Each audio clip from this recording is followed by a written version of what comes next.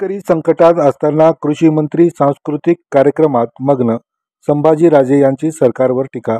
राज्यातला शेतकरी संकटात असताना कृषी मंत्री सांस्कृतिक कार्यक्रमात मग्न असल्याची टीका संभाजीराजे यांनी केली.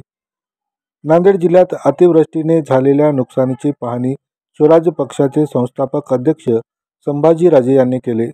हदगाव तालुक्यातील उंचाडा येथे संभाजीराजे यांनी भेट देऊन शेतीची पाहणी केली. जिल्ह्यात झालेल्या अतिवृष्टीमुळे शेतजमिनी खरडून निघाल्या आहेत. घराची देखील मोठी पडझड झाली. मात्र कृषी मंत्री बीडमध्ये सांस्कृतिक कार्यक्रमात मग्न असल्याचं खंत संभाजीराजे यांनी व्यक्त केली. कोणत्याही शेतकऱ्यांनी चुकीचं पाऊल उचलू नये. शासनाची मदत पोहोचली नाही तर मी स्वतः मदत करेल असा दिलासा संभाजीराजे यांनी शेतकऱ्यांना दिलाय. राजे दौऱ्याची सुरुवात केलेली आहे. काय आढळलं, काय पाहत आहे? एक हदगावला आज माझा दौरा आहे. सगळी प्राथमिक स्वतः जाऊन काय परिस्थिती निर्माण झालेली आहे हे पाहणी करण्यासाठी मी आलोय. अत्यंत दुःखी आहे मी की इतक्या वाईट पद्धतीने ज्या पद्धतीने पुरीत आलेलं आहे आणि इथल्या लोकांचं नुकसान झालेलं आहे. सरकारने तर पंचनामे करावेच लागतील, त्याबद्दल काही दुमत नाहीये. तुम्ही पैसे तर द्यावे लागतील, त्याबद्दलच दुमत नाही. पण इन्शुरन्स जो काढलेला आहे ते तुम्ही केव्हा पैसे देणार? मगाशी मी इथं आपलं उंचाडाला होतो आणि तिथं चव्हाण हा शेतकरी म्हटला की मला जर राजे 4 दिवसात जर पैसे आले नाहीत तर मी आत्महत्या करणार. आता हा प्राथमिक स्वरूपात सगळ्यांच्या वतीने धाडस करून त्यांनी मला बोलून दाखवलं. तर मी त्याला धीर दिला की बाबा सरकारने नाही पैसे दिले तर मी तुला पैसे देईल, स्वराज्य माध्यमातून पैसे लगेच माधवराव देवसकर पोच करतील म्हटलं.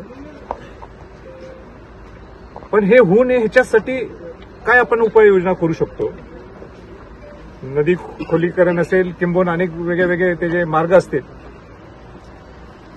पण मी शेतकऱ्यांची अवस्था पाहून मला फार मनापासून वेदना झाल्या. आणि कृषी मंत्री तिकडे यायचे सोडून, आमदार खासदार सोडून ते आलेलेच नाहीत. आणि कृषी मंत्री इकडे यायचं सोडून बीडला सांस्कृतिक कार्यक्रमात मग्न आहेत. हे काय बरोबर आहे? काही शोभते काय महाराष्ट्राला? शोभते काय कृषी मंत्र्यांना? जरा या इकडे बघा परिस्थिती काय. तिथं आता मी कुठल्या गावात, मारले गावात आहे, ते इतक्या गरीब 15 घरं उद्ध्वस्त झाली, घरच नाही राहिले नाहीत. आता यांना 10,000 रुपये तुम्ही मदत करायची आणि परत पुढच्या वर्षी पूर येणार आणि परत 10,000 रुपये द्यायचे. काय होणार आहे त्यांचं? 10,000 रडत होते आता काय सगळे.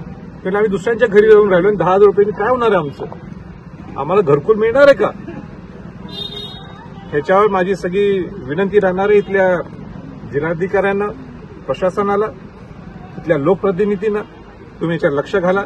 मी माधवराव देवसकरांना सुद्धा सांगितलं, स्वराज्याच्या माध्यमातून सुद्धा तुम्ही जोरात आवाज उठवा. शेवटी शेतकरी हा आपला केंद्रबिंदू आहे. शेतकरी आहे म्हणून आपण जगू शकतो आणि म्हणून बाकी सगळ्या गोष्टी आपण थांबवू शकतो.